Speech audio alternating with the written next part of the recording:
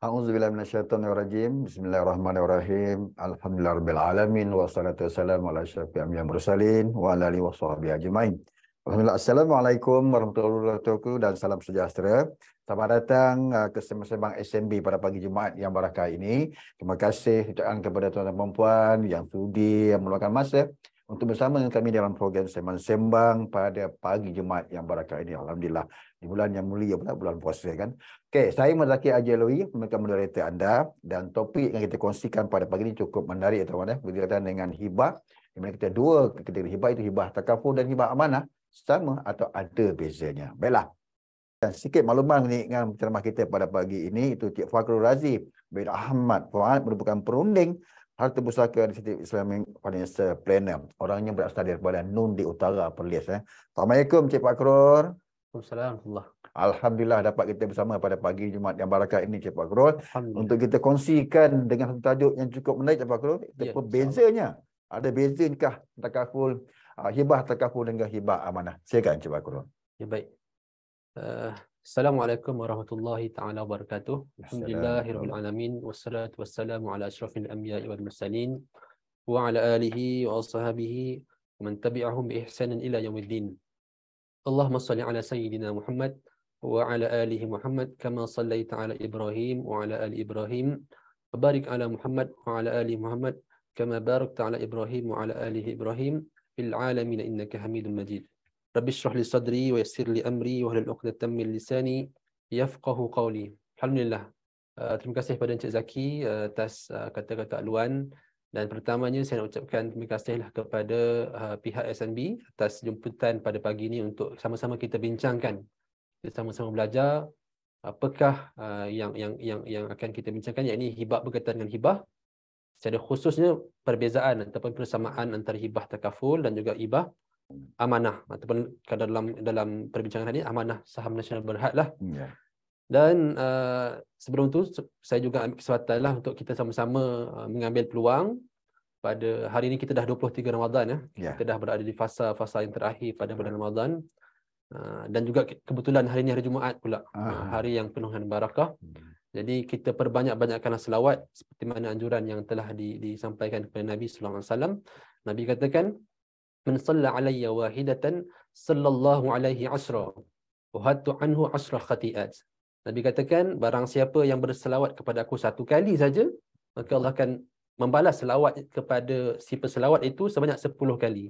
Dan bahkan Allah tambahkan, dan bahkan Allah buang ataupun padamkan 10 keburukan daripada orang yang berselawat kepada Nabi sallallahu alaihi wasallam. Jadi pada pagi ini saya ambil kesempatan untuk sama-samalah kita perbanyakkan selawat pada hari sepanjang hari ini insya-Allah. Kita terus kepada perbincangan kita pada pagi ini insya-Allah, yang mana kalau saya terus kita masuk kepada topik hibah mungkin agak terkejut sikit. Jadi saya rasa elok kalau kita dapat membuat sedikit ulang kaji lah.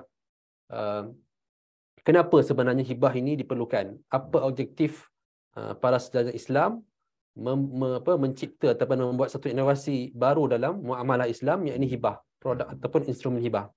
Jadi pertamanya kita perlu tahu bahawa hibah inilah salah satu instrumen daripada instrumen perancangan harta pusaka, yang mana dia akan membantu kita merancang harta sebelum kita meninggal dunia. Jadi saya kongsikan di slide. Ada 4 perkara yang akan saya kupas pada pagi ini. Pertamanya berkaitan dengan harta pusaka dan juga masalah-masalah pentadbiran yang berlaku khususnya di Malaysia. Kemudian saya akan pergi kepada instrumen pengurusan harta dan juga perancangan harta pusaka Islam. Seterusnya pergi pula kepada hibah secara khusus. Kita akan membincangkan panjang tentang rukun-rukun, syarat-syarat sah. Bolehkah hibah begini? Bagaimana dengan hibah begitu? Harta apa yang boleh dihibahkan? Apa syarat-syarat orang yang memberi hibah? Apa syarat-syarat orang yang menerima hibah? Semua itu kita akan bincangkan dengan mendalam selepas ini. Dan yang terakhir kita akan masuk kepada topik yang besar kita tadi, hibah takaful dan juga hibah amanah ataupun hibah SNB. Apa bezanya? Sama ke? Kalau bezanya, kat mana yang bezanya? Okey, insya-Allah. Insya-Allah. Okey, pertama saya terus masuk kepada masalah ataupun isu pentadbiran harta pusaka. Yang ini saya fikir kalau saya buat survey umum, survei secara awak, saya percaya kebanyakan daripada kita bila saya tanyakan, pernah tak dengar masalah family ke, kawan-kawan ke yang menguruskan harta pusaka yang ada masalah? Saya yakin 90% berkata akan ada. Sama ada diri sendiri yang menghadapinya ataupun kita dengar cerita orang lain berkaitan dengan masalah ni. Susah nak keluarkan duit, bank lah, rumah tak boleh nak pindah milik lah, geran tanah dekat kampung terbengkalai tak boleh diuruskan, macam-macam masalah. Dan kita nak tengok pagi ini kenapa masalah-masalah ni boleh terjadi.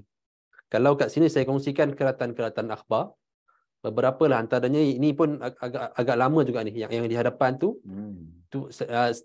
tak silap saya pada tahun 2015-2016 tu, 52 bilion harta pusaka yang tertunggak yang tidak diuruskan di Malaysia ni. Bermakna itu yang 2015, yang terkini yang saya boleh dapatkan tu di Metro tu 70 bilion setakat tahun 2020. Jadi saya tak dapat yang angka yang terkini pada 2023 ni berapa angkanya, tapi kita boleh jangkakan dia semakin bertambah lah, semakin bertingkat. 70 bilion ni banyak mana? Itu kadang kita pun rasa macam jauh sebab kita pun taklah nampak banyak mana kan. Tapi kalau nak kata banyak tak banyak tu, kita boleh bayangkan kalau malam ni kita tidur kan, esok pagi kita bangun, kita check akaun SMB ke katakanlah, atau akaun bank kita, tiba-tiba ada RM1 juta. Kita rasa banyak ke sikit RM1 juta tu? Sudah tentu banyak kan, dapat tiba-tiba bangun tidur ada RM1 juta. 70 bilion ni adalah 1 juta darab 1000 darab 70. 1 juta ringgit darab 1000 bermakna 1 bilion. 1 bilion. Darab dengan 70. Maknanya nak cerita betapa besarnya amount harta pusaka 70 bilion yang tidak dituntut ataupun tidak diuruskan di Malaysia ni. Dan malangnya benda ni masih berlarutan dan menyebabkan harta-harta yang banyak ini tidak dapat memberi manfaat bukan sahaja kepada rakyat Malaysia ataupun umat Islam secara khusus, bahkan kepada waris sendiri pun. Mak ayah kaya, ini saya secara peribadilah, apabila menguruskan dengan klien dan sebagainya, banyak mendengar macam itulah, mak ayah kaya dengan harta dan sebagainya, tapi mungkin tak ada perancangan yang baik, yang khusus. Anak-anak tak dapat menikmati kekayaan ayah dan mak yang ditinggalkan apabila mereka meninggal. Ini antaranya lah. Kemudian pun sama, bilik beku dan terus beku. Yang ini kes yang berbuat harta ni 1 bilion. Ini kes politik jugalah ni. Kalau arwah JJ dulu kalau ya. 1 bilion, kita boleh bayang macam 1 bilion dan perlu difaraidkan kepada waris-waris 4 isteri 20 anak ni. So complicated pengurusannya bila tidak ada perancangan yang teliti.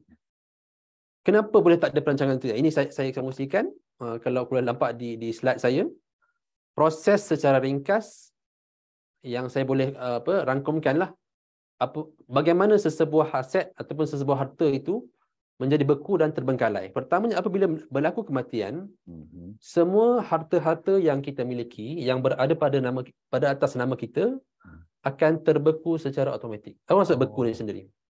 Beku adalah harta-harta itu tidak boleh dipindah milik. Sama ada harta itu berbentuk harta alih. Harta alih maksudnya apa? Harta akaun bank, akaun SMB, akaun saham, duit bawah. Kalau duit yang cash kat rumah tu cerita lain lah. Itu memang boleh nak ditukar-tukar, dibagi-bagi kan. Tapi yang di dalam akaun-akaun ni, tabung haji, semua akaun duit-duit yang berada pada akaun-akaun ni tidak boleh diturun ataupun tidak boleh dikeluarkan, tak boleh di-withdraw oleh waris. Selagi mana kena selesaikan proses-proses ini. Itu pertama, harta alih. Kemudian harta tak alih. Harta tak alih lagi complicated lah. Harta tak alih ni antaranya adalah rumah sendiri, tanah, kebun, kedai sewa, kedai berumah sewa dan sebagainya yang berkaitan dengan benda yang tak boleh bergerak. Sebab tu benda tak alih. So lagi complicated urusannya di pejabat tanah nanti. So kalau berlaku kematian, semua harta-harta ini terbeku, tidak boleh dipindah milik. Kita kena nilai dulu. Harta ni kurang 2 juta atau terlebih 2 juta. Keseluruhannya kita kirakan. So kalau kurang 2 juta, urusannya kita pergi ke Pejabat Pusat Kecil ataupun di Amanah Raya. Kalau kurang 2 juta. Dan kalau lebih 2 juta, kita kena terus ke Mahkamah Tinggi Sivil dan kita akan melihatlah sama ada dia pernah membuat dokumen pelantikan pentadbir ataupun orang kata dokumen pelantikan wasi bagi harta-harta si mati ni. So daripada gambar rajah ni je kita dah boleh tengok. Complicated juga ni. Macam mana kalau waris tu ataupun si mati tu masih hidup dia tidak buat apa-apa perancangan. Tak buat apa-apa. Contoh kalau dalam konteks hari ni kita kata buat hibah ASB. Kesian anak-anak dia, kesian isteri dia kena pergi ke amanah raya untuk menguruskan, nak dapatkan surat kuasa mentadbir untuk menguruskan, untuk mengeluarkan duit-duit SNB daripada akaun dia. So banyak prosesnya dan panjang. Tak cukup di sini. Sebenarnya walaupun kita dah dapat keluarkan duit-duit daripada EPF, daripada ASB, dia ada proses dia pula tu. Ni daripada ayat Quran lah, surah Nisa tu. Allah katakan sebelum daripada pengagihan faraid itu, ini proses dia. Pertama, kena menyelesaikan masalah ataupun menyelesaikan pengurusan jenazah punya kos-kos. Masa mati, arwah mati dulu, siapa yang bayarkan? Siapa yang keluarkan duit? So kalau dia rela hati, tak apalah, saya sedekahlah arwah ni, dia baik dengan saya. Ataupun anak dia yang sedekah, tak apalah, ni ayah mati, abang yang uruskan jenazah dia, korek tanah dengan solat jenazah semua tu, tak apalah pakai duit abang. So halal lah, tak perlu nak bayar balik. Kalau macam tu tak apa, selesai. Kemudian tengok pula si mati ni ada hutang ke tidak. Kalau ada hutang, duit-duit yang dapat daripada SB ke, EPF ke, akaun bank tu, kena tolak hutang dulu. Hutang kereta, hutang rumah, hutang PTPTN, hutang LSDN. Ini semua hutang-hutang yang kita kena selesaikan dulu sebelum duit tu nak beralih ke peringkat seterusnya. Sekarang kita boleh nampak duit tu makin sikit. Sebab tolak sana. Kemudian terus kepada harta sepencarian. Ini bagi yang suami isteri lah. Kalau yang meninggalnya suami, isteri ada hak untuk menuntut ataupun nak buat tuntutan harta sepencarian di mahkamah syariah lah di sini. So ini proses yang panjang. Mahkamah syariah mungkin 6 bulan ke setahun lagi prosesnya. Daripada mati, contohnya kata mati awal bulan, mungkin hujung tahun pun tak selesai lagi prosesnya. Itu yang kita katakan lama tu. Tolak daripada duit tuntutan harta sepencarian tu, kita kena pergi pula tengok pada wasiat. Ada tak si mati ni buat wasiat? Contoh masa hidupnya dia pernah buat wasiat, nanti ayah mati, abang tolong uruskan, ayah nak wasiatkan RM10,000 kepada rumah anak yatim di Rawang contohnya. So bila dah mati, duit dah dapat, dikumpul, contohnya abang lah yang menjadi pentadbir harta tu. Abang kena uruskan ni, abang kena bayarkan hutang, abang kena tengok kalau mak dia nak menuntut harta persarian, dia kena bagi separuh. Tengoklah berapa bahagian tu nanti hakim akan syar'i lah yang akan tentukan. Kemudian wasiat. So abang ingat dulu arwah ayah ada cakap pasal dia nak berwasiat. So dia kena RM10,000 asingkan lagi bagi kepada rumah yatim yang telah ditentukan. Baki daripada semua tolak empat perkara ni barulah diagihkan mengikut faraid. Faraid ataupun pertamanya faraid lah. Kalau macam lepas tu ada perbincangan dengan keluarga, dengan waris, kita tak apalah bagi sama rata ke, ataupun nak bagi semua pada mak ke, ataupun nak bagi pada, itu perbincangan dengan waris. Tapi konteks ni kita kena faham, kena selesaikan dulu 4 perkara ni, barulah duit tu boleh dirasai lah oleh waris tu. Baru nak dapat duit tu. Nampak tu susahnya. Jadi menyebabkan orang rasa macam, wow, malaslah aku nak pergi menguruskan ni. Biarlah duit ayah. Maksudnya complicated itu menyebabkan macam malas. Ini kita tak cerita bab kos. Kos di mahkamah tinggi, yang mana ianya akan sangat berkaitan dengan nilai harta pusaka yang si mati tinggalkan. Ada persen dia. Ada sampai kalau dalam akta ada up to 5% kalau tak saya daripada nilai. Katalah sejuta sikitlah, kata 10 juta harta si mati. 5% dalam sejuta tu kos untuk menguruskan. Mana kos tu mana nak bayar dulu, sebab kita tak dapat duit lagi. Duit sejuta tak dapat lagi, tapi nak kena bayar 5% tu dulu. Sebab tu kata sangat dia sebenarnya kalau tahu tak susah, tapi bila tak tahu dia jadi sangat complicated dan membebankan juga kepada waris sebenarnya. Seterusnya saya simpulkan ada 3 perkara sebenarnya yang menyebabkan punca harta pusaka ni susah sangat nak diwarisi. Pertama, waris sendiri. Waris susah nak faham, salah faham dan gagal nak bermuafakat. Ini yang selalu kita dengar lah, bergaduh adik-beradik ni. Nak berebut harta pusaka ayah ni. Kebun dekat kampung tu, tanah pusaka dekat kampung, itu yang menjadi. Itu yang terjadi. Kemudian prosedur sendiri. Prosedur pun agak rumit sebenarnya dengan yang kita tengok tadi, flow carta yang kita tunjukkan tadi. Dan juga yang penting yang kita kena tahu, kos. Kos menguruskan harta pusaka ni tidak murah. Dan walaupun tak mahal sangat, tapi dia tidak murah. Dia perlukan pada kita ada kos. Kita perlu ada duit untuk menguruskan. So 3 perkara ni lah yang perlu waris ataupun kita ambil tahu. So saya simpulkan sekali lagi, nak merancang harta secara ringkas 4 step saja. Yang pertama, kumpulkan dan senaraikan aset dan hutang-hutang kita. Ini first. Kumpul, senaraikan harta. Ini saya nak cerita sikit lah, mungkin terjadi pada beberapa klien sebenarnya. Meninggal dunia, yang datang tu isteri lah, suaminya meninggal dunia. Isteri nak menguruskan rumah suami di jauh lah, bukan rumah dia duduk satu, atau ada rumah lain yang disewakan. Tak jumpa geran. Bila tak jumpa geran, susah nak proceed ke pejabat tanah. Jadi ini masalah yang real. So bila mana masa kita hidup ni kita tak kumpulkan ataupun kita tak listkan harta aku ni apa, okey, kat mana, okey, ni dokumen yang berkaitan. Contohnya rumah, geran lah. Kalau akaun bank ke apa ke, nombor akaun sendiri. So benda tu memang kita kena senaraikan. Kita kena letak dalam satu folder ke dalam file ke apa ke, kita beritahu waris kita lah, isteri dan anak-anak, kata okey, yang ini ayah punya ni, abang punya ni, kalau apa jadi boleh tengok kat sini, boleh refer kat sini, supaya mudah untuk waris kita uruskan. Itu penting nombor 1 tu. Nombor 2, lantik wasi, melantik pentadbir, yang ni orang kita paling percaya untuk menguruskan.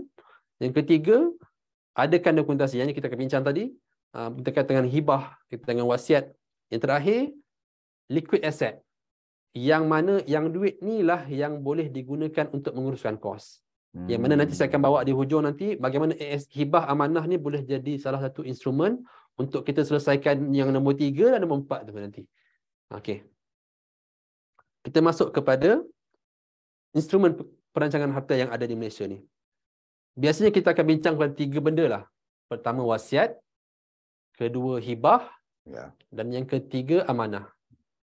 Kalau yang hibah ni, kalau wasiat ni kita biasa dengar, itulah wasiat harta. Tapi ni saya nak betulkan sedikit kefahaman, especially bila kita banyak digambarkan dalam TV, dalam cerita rama, telemovie. Wasiat ni macam cakap, ayah wasiatkan ni kepada kau ambil. Contohnya bagi tahu anak dia, okey, ayah wasiatkan rumah kepada Along, wasiatkan kebun kepada Angah. Itu adalah satu konsep wasiat yang salah. Secara visual lah dia lisan itu satu perkara, tapi secara syar'inya pun tidak tepat.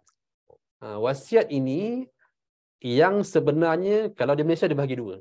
Satu wasiat pentadbiran, satu lagi wasiat syar'i, wasiat sedekah kita panggil.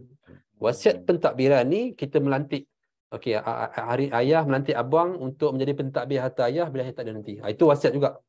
Sebagai pentadbir, bukan penerima. Pengurus. Orang yang bertanggungjawab untuk cari dokumen, pergi naik turun pejabat tanah, itu yang dilantik. Itu pertama, wasiat pertama. Wasiat yang kedua, wasiat sedekah 1/3. Ini ada dalam hadis lah. Nabi kata, wasiat ni paling tinggi maksimum 1/3. Dan bukan kepada waris. Saya ingat ni sebab kita ada quiz ni sebagai clue-clue ni, soalan-soalan quiz nanti. So, wasiat 1/3 ni tak boleh lebih daripada 1/3 dan mesti kepada bukan waris. Maknanya wasiat tak boleh bagi pada anak, tak boleh bagi pada isteri, tak boleh bagi pada mak ayah. Betul. Sesiapa saja yang waris tidak layak menerima wasiat. Wasiat ni kepada anak yatim di hujung kampung, kepada masjid. Itu jadi wakaf lah kan. Dan yang lain-lain. Maknanya, kena faham wasiat ni mesti bukan kepada waris. Kalau kepada waris, ada possibility Mahkamah Syariah akan tolak. Sebab benda ni akan dibawa ke Mahkamah Syariah lah untuk pengesahan dan sebagainya. Kemudian hibah, nanti kita akan discuss hibah dengan panjang, dan amanah. Amanah ni agak complicated sikit, ada technical sebab dia berkaitan dengan ada akta syarikat amanah, dan kita tak sentuh mendalam lah tentang amanah ni. Okey. Sekali lagi wasiat. Ringkasnya, wasiat ni adalah bila kita ikrar nak buat semasa hayat dan tujuan kebajikan selepas kematian. Kita nak bagi apa? Kita kata ayah ni dapat duit EPF lamsam kan, baru pencen dan sebagainya, dapat duit boleh keluar EPF. Dah tolak buat rumah sikit, dah tolak beli kereta baru sikit, adalah lebih sikit. Dah buat haji, okey, so ada baki sikit. Baki nak buat apa dah? Okey, ayah kata sekarang nak guna lagi, tapi takut nak sedekah sekarang, takut ada emergency tak boleh guna pula. Okay, tapi tak apalah. Duit ada dalam 50,000 lagi. Nanti lepas tu ayah cakap, okey, abang nanti tolong bila ayah tak ada, 30,000 bagi kepada wakaf kepada masjid depan rumah kita ni. Amal jariah abah lah untuk abah nanti di kemudian hari. So itu satu bentuk ikrar. Ya, dia bercakap. Ini isu ni, isu lain ni, bercakap kena bertulis ke ataupun boleh cakap saja ke? Itu yang kita akan saya akan cakap lebih kejap lagi. Ringkasnya, tak ada masalah bercakap tu. Boleh saja kita wasiat secara lisan, cuma risikonya adalah apabila waris lain tak bersetuju. Kita boleh cakap, dah meninggal ni, situasinya ayah dah meninggal, anak-anak beratur, anak-anak berkumpul kat rumah dengan mak. Tiba-tiba abang cakap, sebenarnya hari tu ayah cakap 30,000 ni ayah nak wasiatkan dekat masjid kat hujung kampung tu. Lepas tu Angah cakap, ya ke? Tak ingat apa? Itu Angah tak pernah dengar pun. Ayah tak pernah cakap pun dulu. Mana bukti dia? Masa tu yang pentingnya ada dokumentasi yang bertulis, yang disahkan juga sebenarnya oleh pihak majlis lawyer ke, syarikat amanah ke, syarikat pengurusan harta ke yang menyediakan perkhidmatan wasiat tu.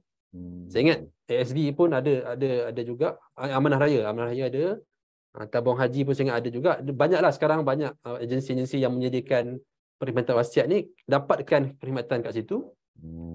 Secara kita kata legal binding lah, memang betul terikat dengan perundangan. So kalau tiba-tiba Angah tadi kata apa bukti, ni bukti dia. Bahkan sekarang dah advance, ada yang recording macam video macam ni. So wasiat tu bentuk record, so lagi tak boleh nak tipu lah banding dengan dokumen kertas kan. So lebih advance dan lebih diyakini lah dengan dia punya kesahihan wasiat tu sendiri. Ringkas begitu. Dan rukun syarat dia ada pemberi, ada penerima, ada harta dan ada sirah. Nanti kita tengok apa beza wasiat dengan hibah nanti. Pemberi, wasiat, katakanlah mak ayah, penerima anak-anak contohnya, harta apa yang diwasiatkan, dan sirah. Sirah ni adalah lafaz ijab dan kabul. Lafaz aku wasiatkan, dan yang penerima, ya aku terima wasiat. So dia kena ada, dia macam kahwin lah juga. Macam nikah kan. Akad nikah, dia memang akad lah. Aku nikahkan kau dan aku terima nikahnya. Macam itulah secara ringkasnya. Okey. Kemudian ini saya cakap tadi, perbezaan ada dua wasiat kat Malaysia ni. Pertama wasiat sedekah 1/3, yang kedua wasiat mentadbiran. Sebab apa kita kena ketahui, di Malaysia ni dia unik sikit sebab pengurusan harta pusaka kita ni dikendalikan oleh dua set of perundangan yang berbeza. Satu perundangan syariah, satu lagi perundangan sivil. Dua-dua perundangan ni ambil alih ataupun berautoriti kepada dua perkara yang berbeza. Yang pertama, syariah.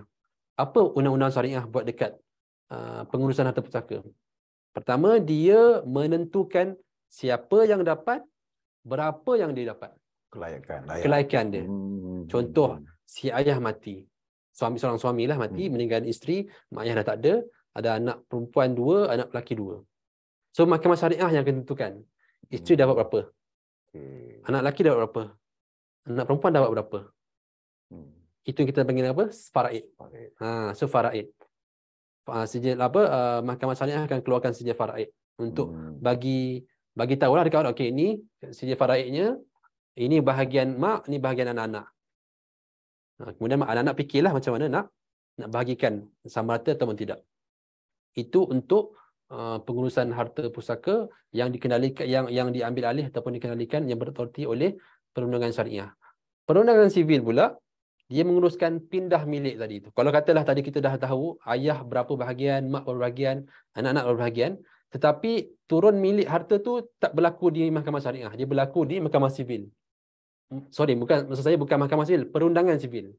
Sebab dia tak semestinya pergi mahkamah pun, dia ke jabat tanah pun dah selesai dah. So perundangan sivil buat apa? Contohnya, pertama tadi kita dah tahu ayah mak isteri bahagian katalah 1/4. Anak bahagian dapat 2 bahagian, anak perempuan dapat 1 bahagian, laki 2, perempuan 1, contohlah macam tu. Lepas tu nama dekat geran masih lagi nama arwah ayah. Akaun dalam bank ayah masih tak boleh keluar lagi. So yang itulah perundangan sivil buat, dia keluarkan surat surat kuasa mentadbir. Kuasa mentadbir Kepada waris untuk okey dah waris boleh keluarkan duit menggunakan surat kuasa mentadbir ni, boleh keluarkan duit, boleh keluarkan akaun, boleh tukar nama milik. So itu kita nampak perbezaan lah. Sebab tu kenapa ada 2 jenis wasiat yang ada dekat Malaysia ni. Terus ini kita masuk pada hibah dengan wasiat ni. Nanti kita akan bahas tentang hibah lebih dalam. Bezanya kalau nampak sama. Pemberian harta setelah mati, kalau hibah pemberian harta semasa hidup. Terbalik. Kalau wasiat kepada bukan waris, kalau hibah kepada sesiapa saja. Waris boleh, yang tak waris pun boleh. Kalau wasiat terhad kepada 1/3 maksimum daripada keseluruhan harta. Kalau hibah tak ada had. Kalau wasiat tak ada ijab kabul, hibah ada ijab kabul. Yang betul tadi, wasiat tu tak perlu aku terima wasiat sebab dia berlaku selepas kematian. Tapi kalau hadiah, kalau hibah ni, saya bagi Encik Zaki, okey, saya terima. Tu kena ada lafaz tu semasa kita hidup untuk hibah ni lah. Okey, baik. Kita masuk terus kepada hibah. Ni yang sebenarnya yang besarnya, yang utama ni. Hibah atau apa hibah? Hibah adalah pemberian sukarela atas dasar kasih sayang tanpa mengharapkan sebarang balasan. Pemberian berlaku semasa pemberi dan penerima kedua-duanya masih hidup. Maknanya kalau kata nak bagi pada orang mati tak boleh lah. Ataupun ada soalan yang menarik. Saya pernah ditanyakan soalan ni. Boleh tak bagi hibah ataupun wasiat lah kepada janin yang belum lahir? Dalam perut lagi. Mana dia tahu mengandung? Dah tahu mengandung. Okay. Tapi dalam perut lagi, dia tak keluar lagi. So boleh tak nak hibahkan ataupun nak bagi wasiat kepada, wasiat tak boleh sebab waris kan? Waris. Tapi kalau hibah kepada sejanin ni. Kalau ikutkan hukum ini hukum kita ambil daripada hukum faraid lah. Kalau hukum faraid kena prepare. Contohlah kata, saya ambil contoh, ada 4 adik-beradik, seorang lagi dalam perut. Yang dalam perut mak dia lah. Ayah mati. So dia kena kira seolah-olah faraid itu ada 5 orang. Walaupun yang kelima tu tak keluar lagi. Belum keluar lagi. So anda kata lepas dia keluar tu dia mati, dan lepas tu bahagi balik kepada 4 orang tadi. Tapi kalau tak, memang kena ada bahagian dia. Kena disediakan bahagian si janin yang tak lahir lagi. Walaupun dia dalam perut lagi, tak keluar lagi. Masih belum secara hukum syaraknya dia tak bernafas lagi pun. Dia tak hidup lagi. Tapi dia telah ada bahagian faraid kalau berlaku kes macam tadi tu. So hadis yang menjadi konsep tunjang kepada hibah ni adalah satu hadis daripada riwayat Al-Bukhari. Nabi katakan, tahadu tahabbu. Saling-salinglah kamu bagi hadiah, nanti kamu akan saling sayang-sayang. Kita ni malah siapa tak suka orang bagi hadiah kita kan? Lagi banyak orang bagi hadiah, lagi sukalah kita kat orang tu. Kan? So konsepnya gitu. Bagi hadiah banyak-banyak, ataupun bukanlah banyak, dia kerap lah. Dia kadang benda kecil pun kan. Orang dia ingat aku bagi coklat satu bar tu je pun, tapi dia ingat aku walaupun pergi jauh dan sebagainya. So rukun, rukun ni saya akan jelaskan secara detail lah. Pertama, rukun yang pertama, pemberi hibah ataupun dalam bahasa Arabnya al-wahib. Siapa yang boleh bagi hibah? Pertama, pemilik mutlak kepada harta yang nak dihibahkan tu. Takkanlah saya nak hibahkan Cik Zaki punya kereta tu kepada, kan, dia mestilah harta tu saya punya. Takkanlah harta orang lain saya nak hibahkan. Dia nampak macam kelakar, tapi sebenarnya ada kes-kes yang macam tu. Dia tak clear pemilikan harta tu siapa punya. Sebab nanti contoh, saya bagi contoh EPF. Duit dalam EPF tak boleh dihibahkan. Sebab hukum duit dalam EPF tu dia masih lagi, kalau dalam bahasa Arab istilahnya milkun naqis, dia pemilikan yang tak sempurna. Kita apa maksud pemilikan sempurna? Kita sendiri tak boleh keluarkan EPF suka hati kita. Betul. Walaupun duit tu kita rasa kita yang masuklah carum tiap bulan. Bos majikan carum, kita pun carum. Tapi kenapa kita tak boleh keluarkan duit tu sendiri? Bermakna keadaan akaun EPF tu sendiri tidak menjadikan ia milik mutlak kita lagi. Sehingga kita dah pencen lah, umur 60, 50, 60 yang boleh keluar tu baru kita boleh hibahkan. Tapi sepanjang tempoh bekerja yang kita tak boleh keluarkan duit tu, kita tak boleh hibahkan duit EPF. Sama juga dengan pencen.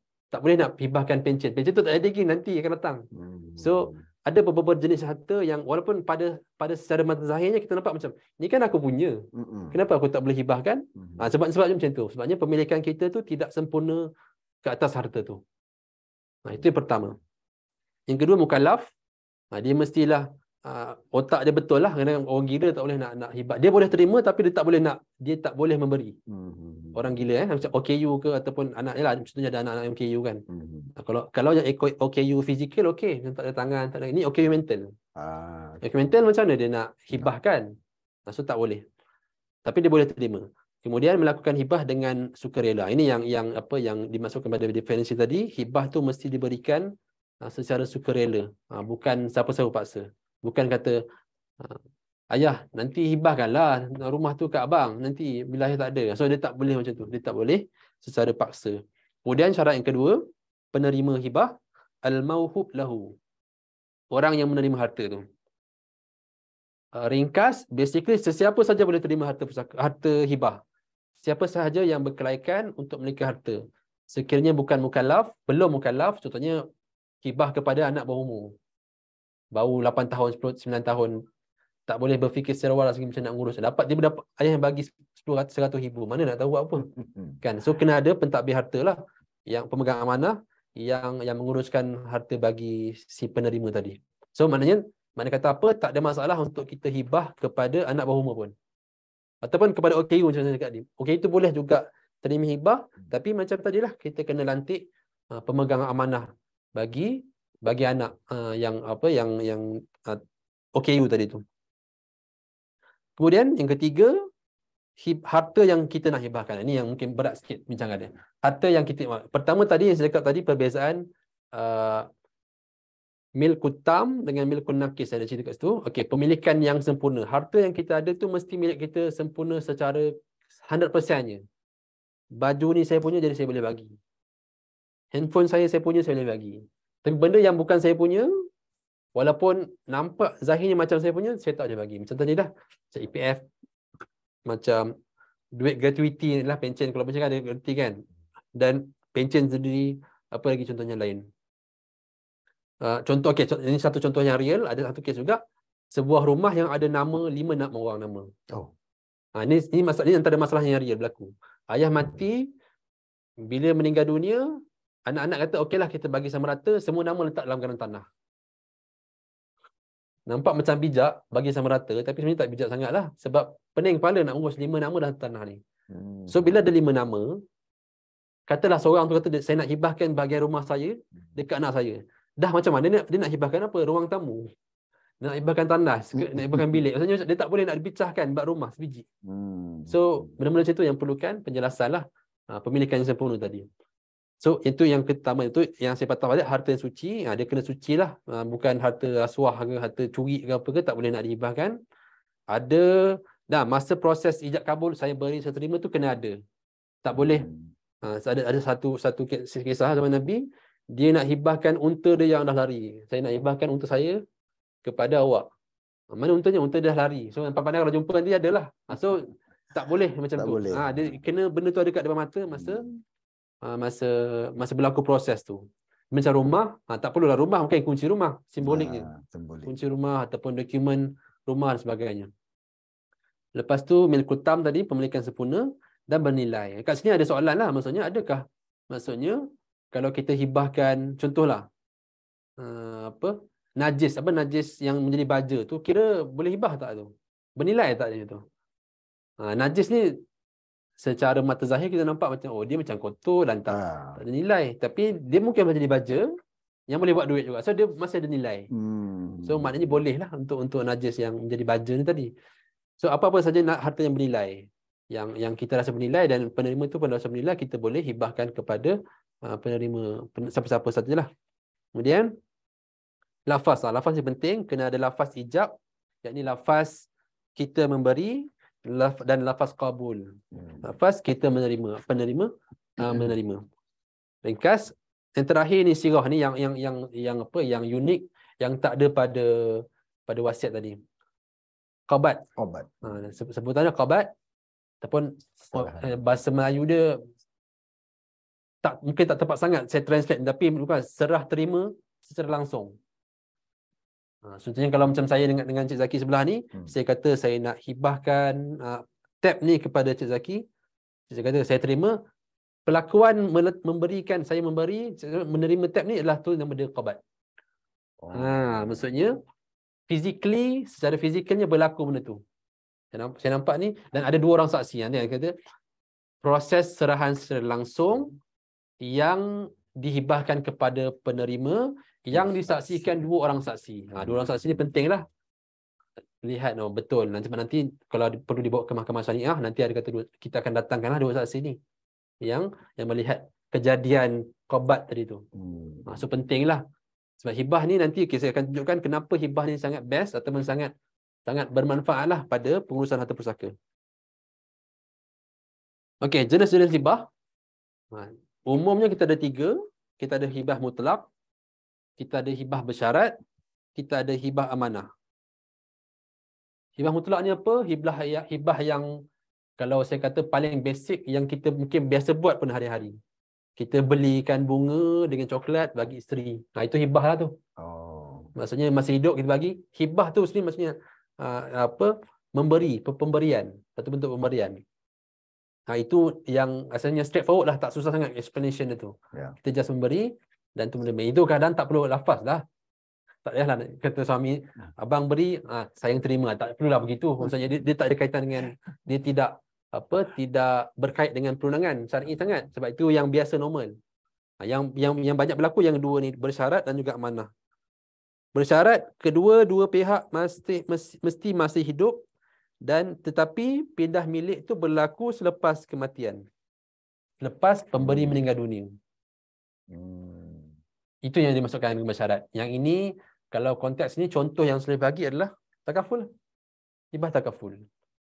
Kita tak bagi duit pampasan tu masa hidup kan? Kita bagi dia masa dia dah mati. Maksudnya, saya ambil pampasan takaful, saya bayar bulanan, saya tahu maknanya saya tak ada, sejumlah wang akan isteri saya dapat daripada syarikat-syarikat takaful yang saya bayar setiap bulan ni. So, itu bentuk hibah. Ada documentation yang banyak kawan tak baca lah. Hibah bersyarat tu ada memang dalam klausa, orang kata PDS tu, Product Disclosure Sheet tu, memang ada bercakap tentang hibah bersyarat ni. Dan hibah bersyarat ni menarik, especially takaful, menariknya dia memang tertaluk di bawah akta IFSA, Islamic Financial Services Act, ataupun Akta Kewangan Islam 2013, tak silap saya, 13-12, yang menceritakan secara terperinci dan detail bagaimana orang yang menerima harta ataupun pampasan daripada takaful tu, dia adalah pemilik mutlak. So, contohlah isteri dapat duit pampasan 100,000 contohnya kan, sejuta lah katakan. Tak boleh tiba-tiba mak datang nak faraid. Tak ada. Dia memang penerima mutlak. So, dah dijaga dalam akta kat situ. Untuk hibah takaful lah, yang kita masuk hibah takaful tadi. Dan hibah takaful termasuk dalam salah satu contoh hibah yang bersyarat. Kemudian, hibah amanah. Yang ini yang kita akan ditekan juga tadi, kita lantik pemegang amanah untuk menguruskan. Pun sama juga sebenarnya. Bezanya yang bersyarat ini tak ada pemegang amanah. Yang hibah amanah ni ada pemegang amanah. Kalau dalam konteks hibah SMB ni, SMB lah menjadi pemegang amanah kepada harta yang kita nak hibahkan tu nanti. Okey. Kat sini kita masuk pada yang terakhir ni. ASMB versus hibah takaful. Apa bezanya? First kita masuk dulu kepada apa definisi hibah SMB. Ini yang saya ambil sikit lah daripada website SMB sendiri. Apa yang ditulis kat situ, perkhidmatan pengurusan harta yang disediakan oleh SMB untuk pemegang unit yang beragama Islam, menerapkan konsep hibah dan amanah dalam pengurusan harta. Unit amanah yang dihibahkan akan dipindah milik kepada penerima hibah selepas kematian pemegang unit. Ini pemegang hibah melalui surat ikatan amanah. Maksudnya masa hidup ni kita daftar, murah je saya ingat saya dia punya pendaftaran tu, yuran pendaftaran 100 lebih saya ingat saya. Standard 100 lah. 100 ya? Ya, 100 je. Nampak memang sangat murah lah. Daftarkan kita punya hibah amanah ni. Lepas tu kita kata dalam surat ikatan amanah lah, kita melantik amanah saham sebagai pemegang amanah bagi harta kita semasa kita hidup. Nanti kita mati, SMB bertanggungjawab beramanah untuk memberikan kepada waris-waris saya nanti. So itu secara ringkaslah definisi dia. Ini saya ambil dari gambar daripada saya ambil juga, cantiklah dia punya graf, dia punya flowchart ni kan.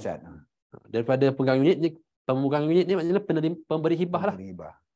Contohnya saya ada unit, saya lantik SMB sebagai pemegang amanah yang akan meneruskan, yang akan memberikan duit dalam akaun SMB saya kepada penerima melalui itu tadi. Sirah. Sirah tadi apa? Ijab kabul tadi tu. Saya melantik syarikat amanah, saya terima lantikan.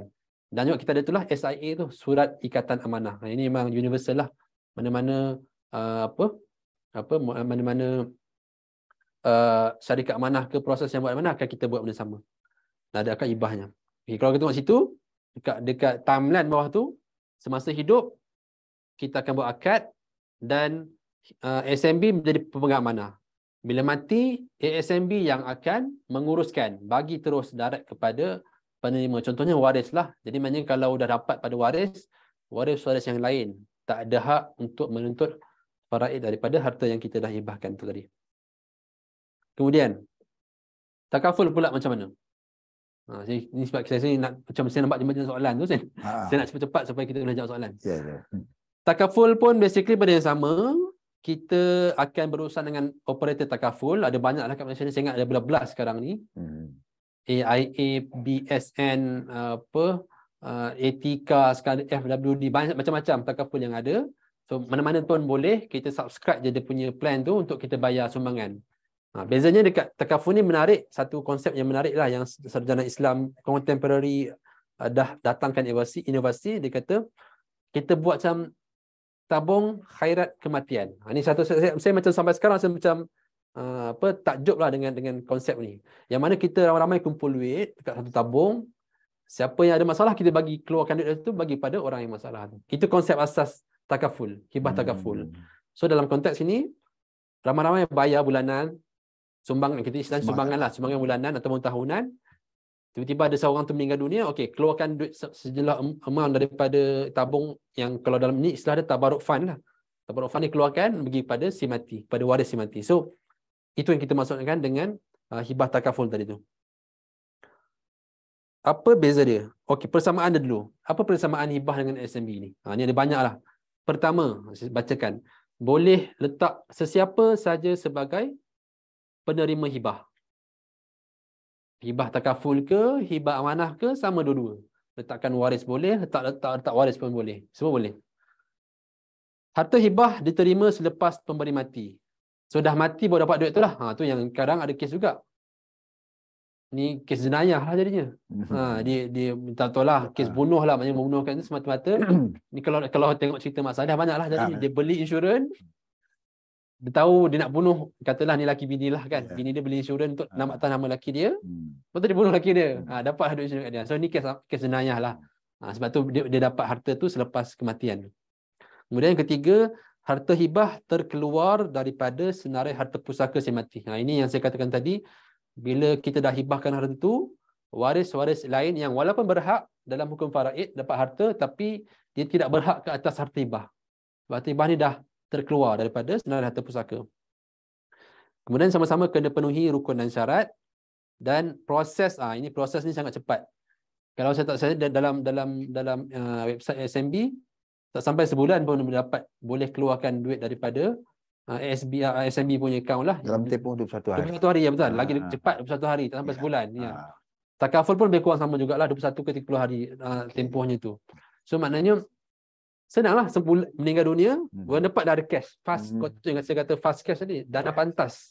Liquid asset yang boleh kita gunakan first untuk bantu kehidupan. Lagi-lagi lah kalau isteri tak bekerja, ada anak kecil dan sebagainya. Yang kedua boleh guna untuk uruskan ni lah, nak pergi jabat tanah ke. Itu semua bukan duit tu, bukan free. Persamaan, okey, ni kelebihan dia. Duit akaun ni sama macam lah. Duit akaun milik mutlak penerima hibah. So tak boleh waris lain tuntut. Duit boleh guna untuk urus harta pusaka. Duit boleh guna untuk kelangsungan hidup. Ini saya pernah cakap tadi lah. So duit ni duit yang kita dapat, ini yang kata duit terpijak lah macam tu. Tiba-tiba dapat duit yang banyak secara langsung, dan juga menjadi bahaya jugalah sebab ada waris yang mungkin tak pandai nak manage duit ni. 100,000 habis sebulan. Ada kes. Dia real, memang real. Sebab kita tak biasa menguruskan duit yang banyak dalam masa tempoh yang dekat, cepat. Tiba-tiba dapat 100,000. 100,000 ada buat rumah sikit, dah 50,000 habis. Buat renovate lah, tambah bilik apa sebagainya, buat renovation. Ataupun tukar kereta, dah berapa je tinggal. So, sebab tu boleh jadi banyak kes juga yang dapat duit takaful yang segerbuk yang banyak ni, akhirnya habis. Tak sampai setahun pun boleh habis. So itu masalah pengurusan kewangan lah harta kita. Mungkin ingat topik yang boleh bincang nanti dengan panel lain nanti insya-Allah. So ini perbezaan dia, hibah amanah. Ini pun saya ambil daripada SMB punya website lah. Hibah amanah, cantik dia punya flow ni. Hibah amanah, wasiat dan kalau tak membuat perancangan langsung ni. Ini lama kot 180 ni kan yuran ni. So lama. So yang baru kan 100 je. Ya, promosi. Promosi tengah promosi sekarang, betul sekarang kan. Lepas tu dalam tempoh 21 hari penerima buat tuntutan, terus dapat duit. Settle. Tak perlu nak pergi. Yang tadi saya cerita, kalau tengok kat chat yang awal tadi, kena pergi buat tanah lah, kena pergi Aman Kuah Tinggi lah, dapatkan surat kuasa. Tak perlu tu semua, tak perlu langsung. Kita terus direct dapat daripada ASB. Kalau wasiat, bagus sikit wasiat, tapi still kena buat wasiatnya pembacaan, lepas tu still kena pergi mohon grand probate lah, kena pergi guam lagi. So benda ni proses yang panjang dan ada kos tambahan yang lainnya kita tak kena keluarkan. Kalau yang tak buat, ni lagi tak cerita lah, sampai 3 tahun nampak tu.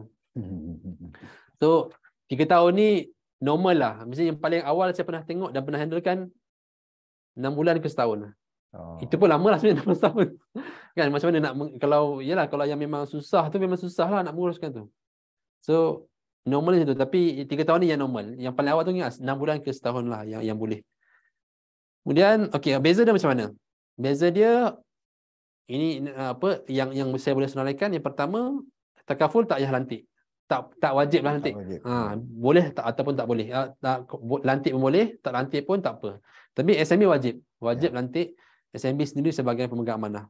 Sebab inilah satu contoh juga hibah amanah yang kalau takaful tu hibah bersyarat. So kalau takaful ada sumbangan tetap setiap bulan atau tahunan. Kalau amanah ada pendaftaran je. Cumanya kos tu nanti akan dideduct daripada akaun semasa lah. Dah ada charge tahunan pentadbiran maksud saya. RM10 tapi minimal lah. Saya ingat macam murah sangat lah pun kalau nak kira pun. Dan bukan duit kita pun, maksudnya itu yang penting sebenarnya. Yang penting bukan duit waris. Bukan duit waris yang kena usahakan nak pergi keluarkan duit. Itu yang sangat penting sebab waris tak ada duit biasanya. Itulah. So itu perbezaannya. Kemudian ini yang saya katakan ni kelebihan hibah tadi. Ini slide terakhir saya lah sebelum saya nak ni. Kalau tadi kita tengok proses dia kata panjang kan. Jabat pusaka, amanah raya, mahkamah sivil. Tapi kalau kita dah hibah, terus semua ni tak payah dah.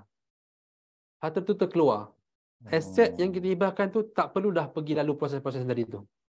Tak perlu ke mahkamah tinggi, tak perlu ke amanah raya, tak perlu ke pejabat pusaka kecil di pejabat tanah.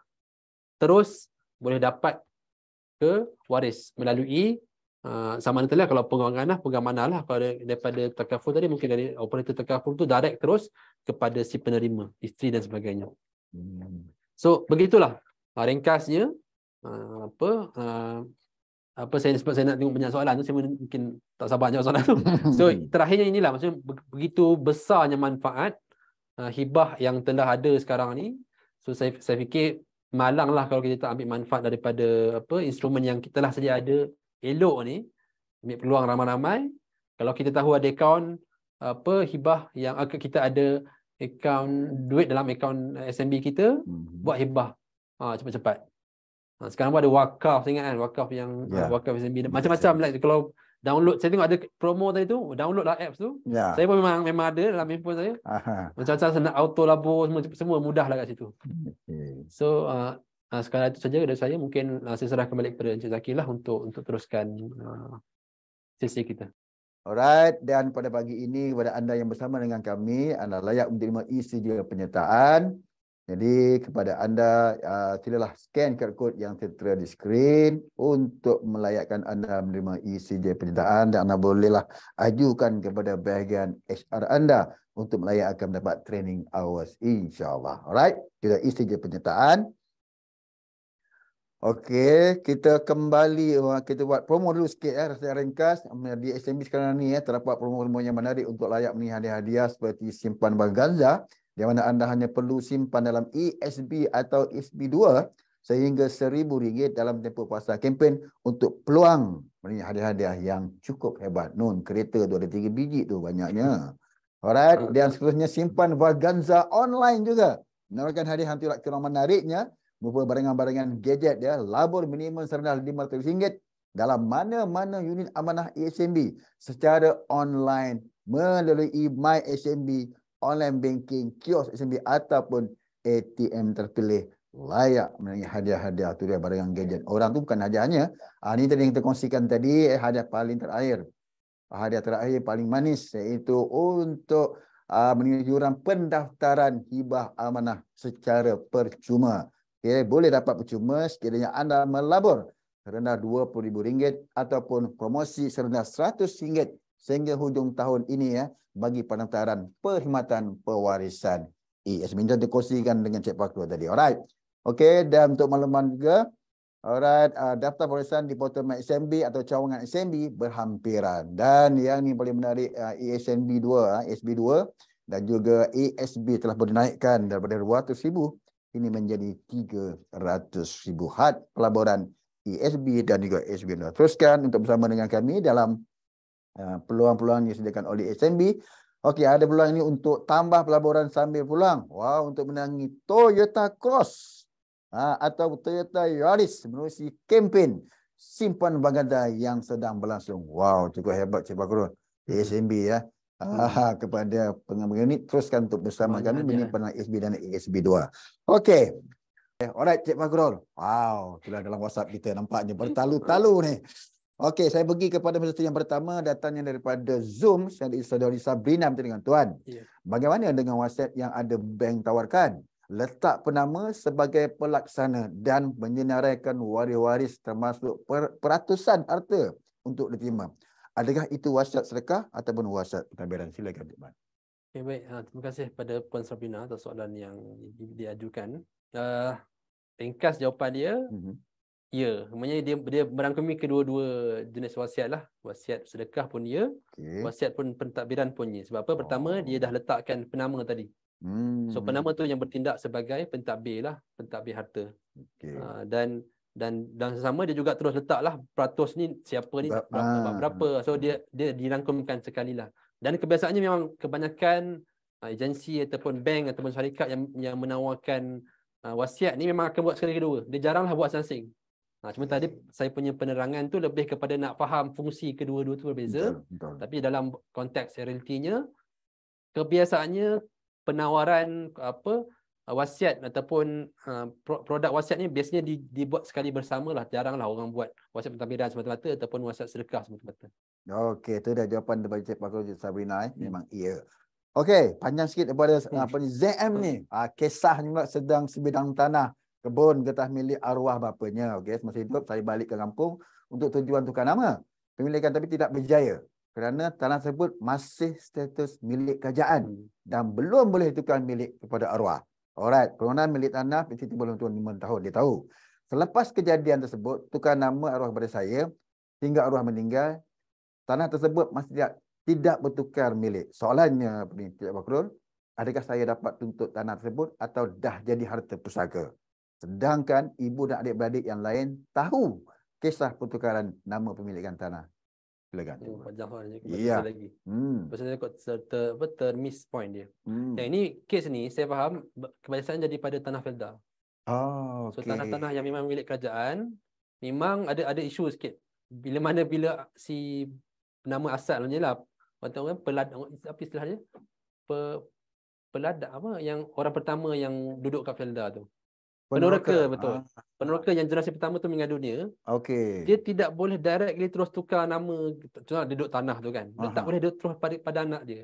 So, masalahnya terkait dengan ni ada akta lah atau tanah, kanun tanah negara tu. Okey. So dia memang complicated sikit lah yang bab ni, sebab ada juga kes begitu dan akhirnya memang makan masa yang panjang lah untuk menguruskan. Tapi soalan di sini, adakah saya dapat tuntut harta tersebut atau dah jadi pusaka sedangkan ibu dan adik-beradik yang lain tahu kisah tukar nama?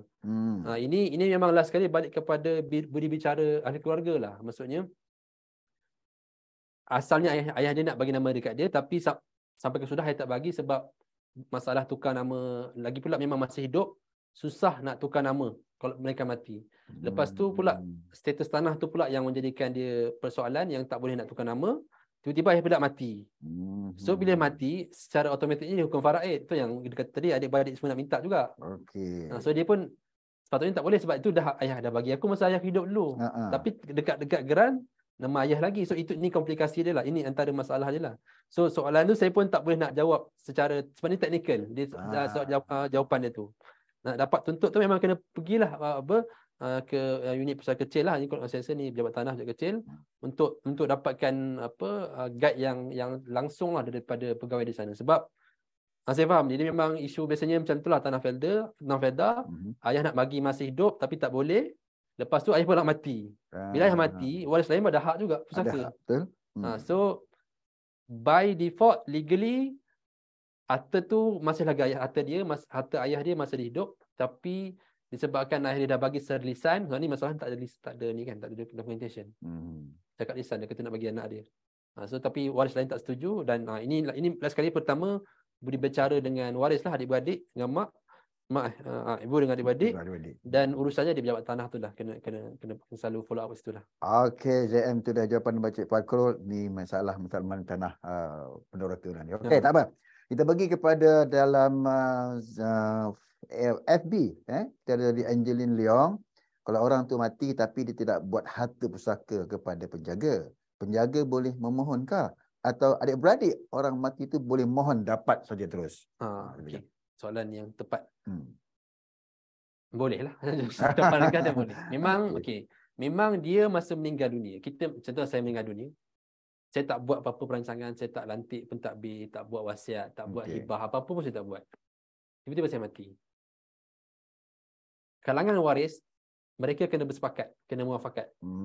Siapa antara kita yang patut menjadi pentadbir lah. Dia okey, macam ni, istilah lah. Kalau masih hidup, kita nak mengenai penama, tapi kalau masa dia dah mati, kita mengenai pentadbir. Walaupun orangnya sama je sebenarnya. Okey. Dalam bahasa Inggeris pun nomini dengan apa ni. So pentadbir. Contohlah kalau ayah meninggalkan 4 orang adik-beradik, seorang lelaki, 3 perempuan, mak tak ada dah.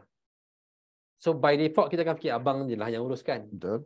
Tapi sebenarnya itu masih lagi budi besar keempat-empat tu. So siapa saja boleh nak menjadi mentadbir, tapi kena persetujuan keempat-empat tu lah. Sebab apa? Proses nak memohon, contohnya lah nak mohon tukar tanah, nak mohon ASB ataupun nak mohon keluar duit dari bank, seorang je boleh buat. Dia tak boleh empat-empat tu pergi bank, saya nak kalaukan duit arwah saya, ayah saya. Tak ada. Dia kena seorang je buat. Jadi memang kena dapatkan persetujuan ke semua waris yang ada hak faraid. Okay, siapa yang kita letak? Biasanya lelaki, biasanya anak sulung, macam itulah. Tapi kena bincang, kena pastikan bincang dan kita lantik seorang. Okey, Angeline kalau lantik seorang untuk kena ada seorang, dia tak boleh 2 orang. Dia kalau biasanya ada kes itu juga, seorang hantar, seorang kita tak puas hati, dia pun nak jadi juga. So dia pilih hantar lain. So tertolak yang second tu. So dia kena seorang juga. Okey, itu dia jawapan Encik Fakrul. Terus kepada soalan kepada Hazira. Sekiranya saya ada buat hibah amanah, apabila saya meninggal, adakah waris yang tidak berpuas hati, tidak bersetuju dengan pemegang saya ketika saya masih hidup, fight in court supaya melakukan pemegang saya dalam faraid pula? Bolehkah begitu, Encik Fakrul? Okey. Juga soalan yang bagus, Puan Fazira. Hazira, okey. Ya. Di Zoom ni kan ni? Di Zoom. Okey. Jawapan dia boleh.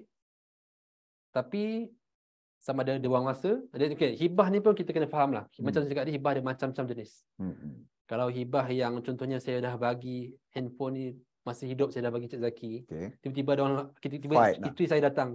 Saya nak handphone suami saya yang bagi Cik Zaki masa dia hidup dulu. Itu tak, memang clear cut kata tak boleh lah. Sebab dah masih hidup memang nampak bagi kan. Maksudnya Cik Zaki pun dah guna dah apa, mungkin dah jual pun kan.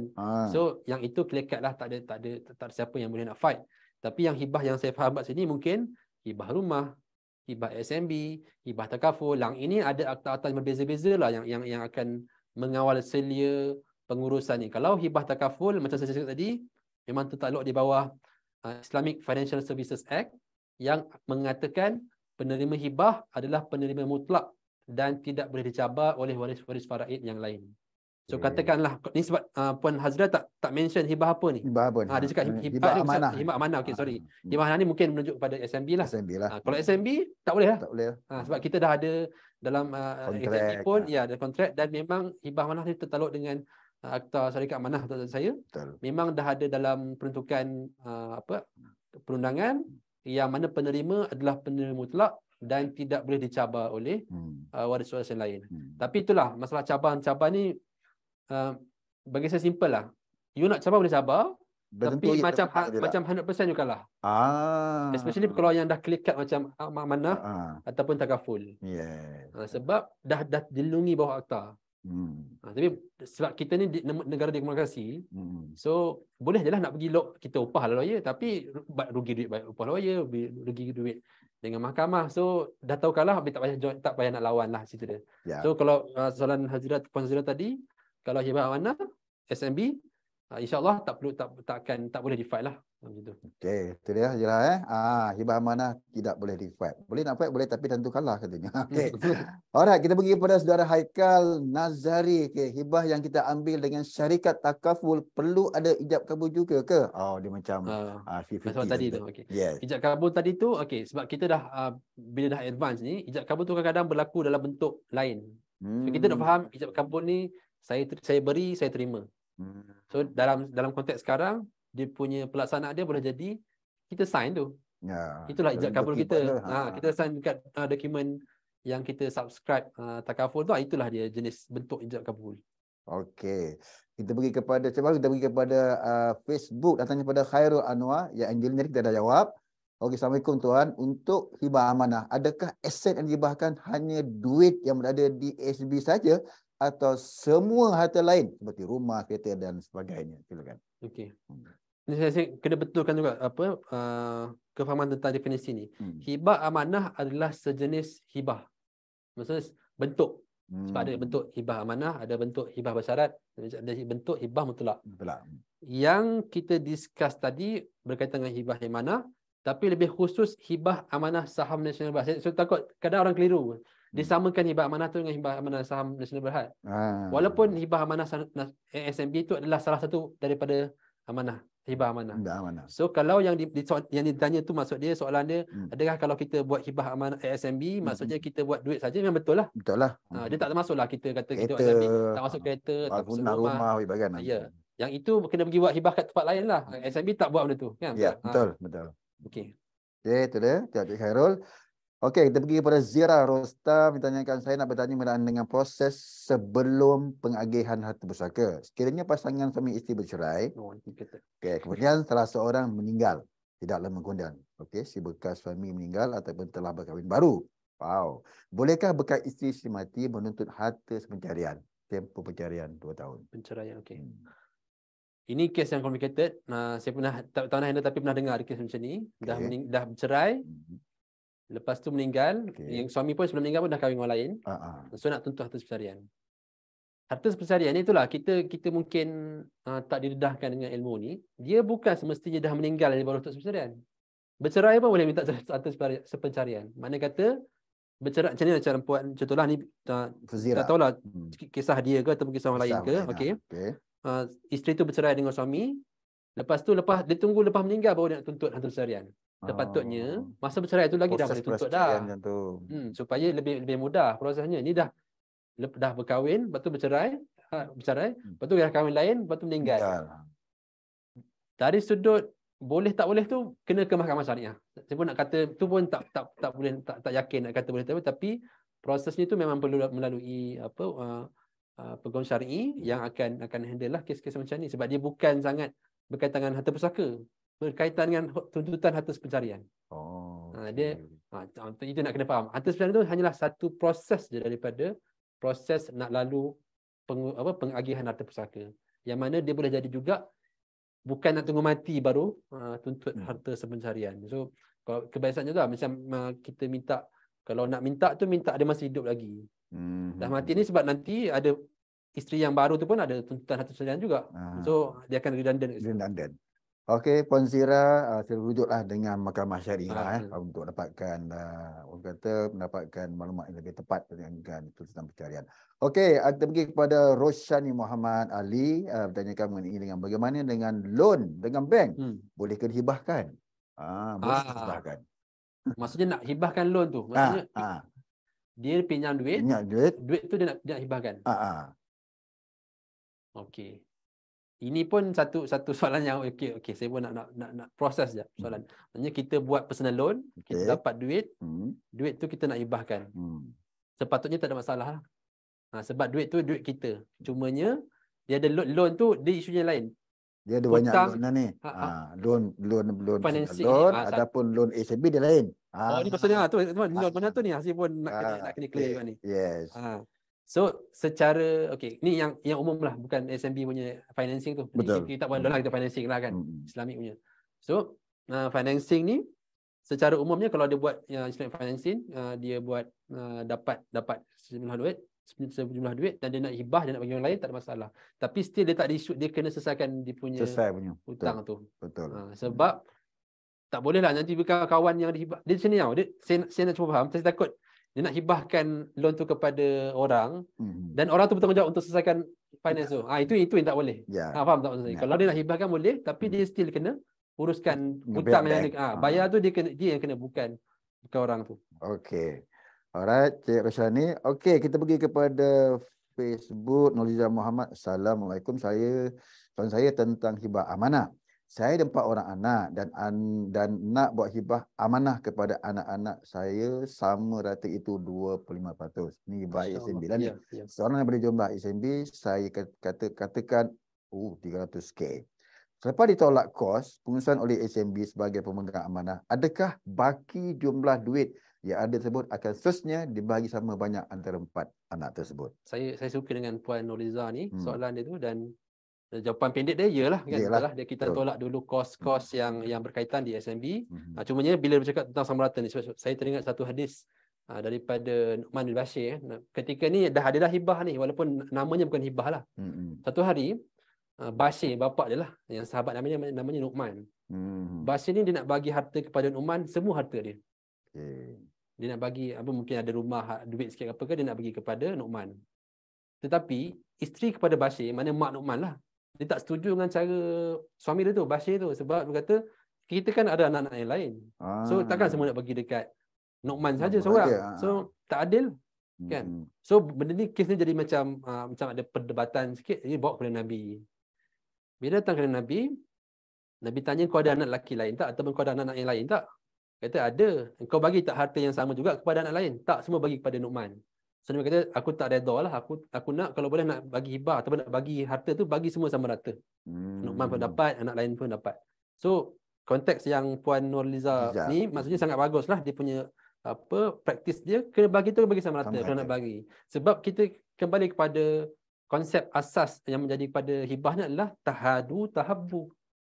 Kalau kita bagi tak sama rata, mana jadi sayang-sayang kan, semua jadi cuma nanti ada adik lain semua tak suka abang sebab abang seorang dapat. So dalam konteks ni sangat bagus, bagi sama rata 25%. Nanti itulah maksudnya dah tolak kos baru akan diberi kepada anak-anak itulah. Ya. Okey, Puan Liza, alhamdulillah. Terima kasih. Kita kepada disambung kat situ, kemusykilan saya ada penerangan yang saya dapat pula hanya 3% saja daripada duit sebab itu akan bagi sama banyak-banyak antara 4 anak saya. Baki lagi 7% duit tersebut akan diakhirkan mengikut faraid. Saya telah bertanya kepada staf SMB sendiri dan mereka tidak dapat menjawab. Ada sambungan tadi ya? Ada sambungan ni tadi rupanya. Okey, yang ni pihak okey, Liza, kami akan menghubungi Puan Liza ya. Okey, tentang ini kita akan teruskan dengan soalan daripada Ana Hairani daripada Zoom. hibah amanah SMB dengan hibah amanah tabung haji sama cara pelaksanaannya atau tidak? Ini soalan bijak. Okey, ada yang kata hibah amanah SMB adalah hibah bersyarat dan hibah amanah tabung haji adalah hibah mutlak pandangan. Cuba kau Betul, silakan. betul. Okey, terima kasih Puan Ana. Hmm. Saya jawab dulu yang kedua tu, adakah hibah amanah SMB adalah hibah syarat? Hibahnya adalah hibah. Dua betul. Dia hibah amanah bersyarat. Dia dah sebab dia konsep yang dah digabung jalin lah basically. Dia bersyarat sebab dibagi lepas hati, dia amanah sebab dia melantik pemegang amanah. So sebab tu dia gabung sekali dua. Kalau hibah tabung haji mutlak juga sebenarnya amanah tapi dia mutlak. Sebab apa? Bezanya hibah amanah SMB dengan hibah amanah tabung haji ni adalah, andai kata saya bagi contoh, saya nak hibahkan duit dalam amanah saham Set Nasional Berhad saya kepada Cik Zuki bila saya mati nanti. Tiba-tiba Cik Zuki mati dulu, saya hidup lagi. So apa jadi dengan harta yang duit SMB yang saya dah hibahkan kepada Cik Zuki tu? Kalau dalam konteks amanah saham SMB, dia akan patah balik pada saya. Balik pada pemberi lah. Ya, itu dalam konteks ASMB. Tapi kalau tabung haji tak. Saya contohnya masa hidup, saya hibahkan duit tabung haji saya kepada Encik Zuki. Encik Zaki. Kemudian Encik Zaki meninggal dunia. Saya hidup lagi. Harta ataupun duit yang saya dah hibahkan, tabung haji yang saya dah hibahkan pada Encik Zaki itu jadi faraid pula pada waris dia. Itu yang dinamakan hibah mutlak. So saya pun aku tak dapat apa, aku hidup lagi. So jadi macam tu. Sebab itu antara itulah saya macam agak keliru juga kenapa tabung haji menggunakan hibah mutlak. Sebab kalau tengok dia punya documentation pun memang dia mengatakan hibah mutlak. Sebenarnya waris ataupun penerima tu bila meninggal dunia sebelum pemberi menjadi faraid pula kepada waris penerima punya waris. Macam kita yang beri ni dah tak dapat apa-apa pelik. So itu perbezaan dia lah kalau antara tabung haji punya tabung haji punya hibah dengan ASMB punya hibah. Hibah bersyarat menjadi hibah mutlak bagi kedua-duanya. Okey. Kita pergi ke Facebook. Ada dua soalan ni pada SKCM berkenaan bagaimana sekiranya tiada anak untuk diwaris. Ringkas saja. Yang keduanya daripada Syazah sekali lagi, perlu lagi ke kita buat hibah takaful kalau kita dah buat hibah amanah? Silakan cuba. Okey, soalan pertama, macam mana kalau tak ada anak untuk diwaris? Waris ni kena faham, waris faid bukan semata-mata anak lah. Anak hanyalah salah satu daripada waris faraid. Kita ada mak ayah. Kalau mak ayah masih hidup, mereka juga berhak ke atas harta pusaka kita. Kemudian adik-beradik. Kalau dia kes ni kita ada selebriti yang agak viral juga baru-baru ni, macam Abam tu kalau ingat. Dengan apa kes dia. Abam dengan Ali, adik dan juga dia ada mak dia masa tu kan. Mak dia ada anak lelaki kan. Betul. Secara perkiraan faraid dia, bila Abam meninggal dunia, siapakah waris-waris faraid dia? Mak dia, ada. Isteri dia, ada. Dan anak lelaki dia. Yes. So adik lelaki dia tak dapat bahagian. Itu dalam hukum bahagian tu nanti inilah 1/6, 1/2, ini 1/4 atau anak dia baki. Banyaklah baki tu banyak. Total harta Abang selepas tolak 1/6 mak dia, 1/4 isteri dia, baki ni semua dekat anak lelaki tadi. Anak kan baby kan masa tu kan, kecil lagi. Itu kes Abang. Andai kata Abang ni tak ada anak lelaki, ada mak saja dengan isteri saja. So adik lelaki tu ada bahagian juga. So dalam perkiraan faraid ada dua waris yang kata crucial lah, dua waris yang penting, anak lelaki dan juga bapa. So kalau ada salah satu ni, kita punya harta pusaka ni tak pergilah pada adik-beradik, sepupu, sepapak, tak pergilah. Ni kalau ada salah satu, kalau ada dua lagi kuat lah. Satu pun cukup. Macam tadi kes Abang ada anak lelaki, so tak dapatlah kepada adik dia lah, adik tu sepatutnya. Ni pun kes tadi pentadbir juga isunya tu kan. Yang saya ingat kes yang pada pun isu pentadbir juga. Siapa yang nak menguruskan. So balik pada soalan ni, kalau tak ada waris, sebenarnya kita kena cakap lah, mungkin ada mak kita, ayah kita lagi. Mungkin adik-beradik yang lain. Soalan yang lepas tu yang bawah tu, perlu lagi buat hibah takaful? Kalau dah ada. Terpulang lah, ni duit semasa. Kalau nak buat, buatlah. Sebenarnya tambahan lah kepada waris kita. Kalau tak ada, tak apa. Okey, ada soalan baru. Baru sampai. Baru sampai. Panas lagi. Masih daripada Rosani. Mengatakan, ini sekiranya seorang ibu atau bapa hanya menghibahkan wang mereka kepada seorang anak saja. Dengan harapan anak itu yang akan mengagihkan kepada adik yang lain. Okey. Sekiranya anaknya itu tidak mahu berkongsi kan itu, bolehkah adik-adik yang lain membawa kes ini ke mahkamah? Ya. Hmm. Faham? Boleh? So ini pun satu problem lah, mungkin Hmm. tak clear kot di pihak mak ayah tu, yang bila mana dia menggunakan instrumen hibah sebagai instrumen untuk merancang harta mereka ni lah. Sebab apa? Bila kita dah hibah ni, ibarat kita dah bagilah. Dah bagi dah. Betul. Dia janganlah fikir nanti kau tolong uruskan bagi anak itu, maknanya kita kena lantik dia sebagai pentadbir. Bukan kita hibah, kita bagi hibah kat dia. Sebab tu cakap dia pentingnya pentadbir tu, wasiat pentadbiran tu. Kita melantik dia sebagai pentadbir, menguruskan, nanti ayah mati, kau kena buat ni, kau kena bagi sama rata dengan adik-adik Adik-adik kau. lain. Kau jangan makan seorang. Ataupun itu Ah. bertulis sebagainya lah, hanya bukan cakap mulut je, sebab nanti boleh jadi macam-macam masalah kan. So tools yang digunakan mungkin tak tepat, hibah yang mungkin yang patut digunakan adalah mungkin wasiat tadi, ataupun ada melantik syarikat amanah yang menguruskan, lawyer dan sebagainya, supaya lebih amanah lah untuk menguruskan tu. So, bila jadi gaduh macam tu, saya personally bila dapat kes macam tu, bila bergaduh tu, apa pun tak dapat. Ada kes tu rumah, macam itulah bergebuk rumah, masing-masing nak bergebuk yang aku dah tambah renovate ni, aku tambah renovate ni. Last kali apa, ini macam kelakar, saya macam tak faham. Pecah balik rumah tu. Wow. Punya macam marah, bengang dengan adik-beradik dia. Dia pecah bahagian yang dia buat tu, supaya macam dia pun tak dapat apa, tapi dia cuma tak nak dapat adik dia dapat rumah yang dah siap cantik macam tu. Macam dia tak bagi lah. Macam tak bagi, macam okey, so saya okey, tak apalah, korang selesai. Benda ni memang complicated sikit lah. Okey, itu dia soalan-soalan daripada rakan-rakan kita. Tadi lagi Bang pihak sini, terima kasih kerana sudi bersama kami. Mungkin ada kata-kata akhir ataupun kata-kata orang kata nasihat daripada Cik Fakrul untuk tajuk kita pada pagi ini. Apa bezanya, adakah bezanya hibah takaful dan juga hibah amanah? Silakan Cik Fakrul. Alhamdulillah, kita pun dah selesai soalan dan dah slide tadi pun. Terima kasih kepada Encik Zaki dan seluruh tim SMB lah atas jemputan yang diberikan. Dan bagi penutup lah, saya ingat hibah ni satu instrumen yang telah banyak dan sepatutnya banyak memudahkan kita pengurusan harta. Sebab apa? Bila bercakap pasal harta ni, saya selalu ingat tentang pada satu hadis ni lah, Nabi SAW kata, "Idza mata ibn Adam in qata'a amaluhu illa min thalath." Dan kata bila matinya seorang anak Adam tu, terputus segala jenis amalannya. Dia dulu jenis rajin pergi solat, dah tak boleh solat dah, pergi masjid kan. Baca Quran ke apa ke, semua tak dapat bagi manfaat pada orang yang dah mati ni. Tapi kecuali illa min thalath, kecuali 3 benda je. Pertama, ilmun nafi'un yantafi'u bih. Ilmu yang bermanfaat, yang memberi manfaat kepada dia. Contohnya dia suka ajar orang, itu banyaklah pahala dia. Orang yang dibelajar dia pun amalkan dan saham tu dapat pada dia. Kemudian doa anak yang soleh. Anak soleh doakan mak ayah dia untuk masuk syurga, diringankan azab, dicepatkan hisab dan sebagainya. Itu masuk direct ke akaun kita walaupun dah mati. Yang ketiga, jariah ni tadi, sedekah jariah. Sebab tu bila kita buat hibah ni, juga saya selalu pesanlah kepada klien juga, selain daripada kita hibah kepada waris, kepada anak-anak kita, juga kita jangan lupa untuk buat satu portion wasiat ke ataupun wakaf ke, supaya kita beri kepada sebagai sedekah tu.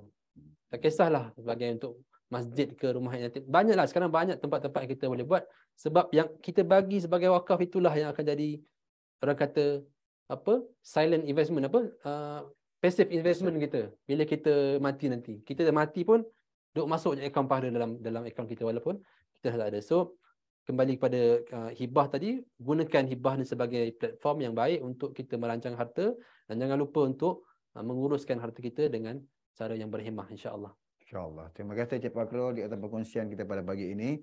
Dan terima kasih juga kepada anda yang bersama kami dalam anda berada di Zoom dan juga di FB Live. Teruskan bersama kami dan sekiranya sebarang jemputan kepada anda untuk kami mengadakan seminar-seminar ini, baik secara fizikal maupun secara virtual, secara online. Bolehlah emailkan kepada kami financialsmb@pmb.com.my atau menghubungi kami di talian 2905813 atau 2905479, dan insya-Allah kita boleh discuss, kita boleh bincang mengenai penganjuran program sema-sema SMB fizikal maupun secara online.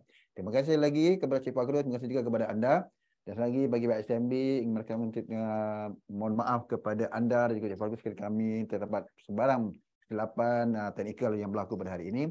Dan sama kita doakan supaya kita dapat menjalani ibadah puasa dengan yang terbaik. Tinggal 6 ke 5 hari 6 je ya, lagi. betul. Kita tahu raya terkejut apa Hari tahu kita. terkejut. Jangan kita harapkan gol raya terkejut lagi, dan sambil ini kita ambil kesempatan ini Encik Fakhrul untukkan selamat berpuasa dan selamat hari raya kepada anda yang bersama kami dalam sembang-sembang SMB.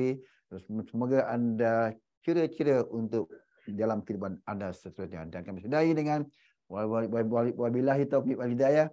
Assalamualaikum warahmatullahi taala wabarakatuh. Terima kasih Encik Fakhrul. Terima kasih semua. Assalamualaikum. Waalaikumsalam warahmatullahi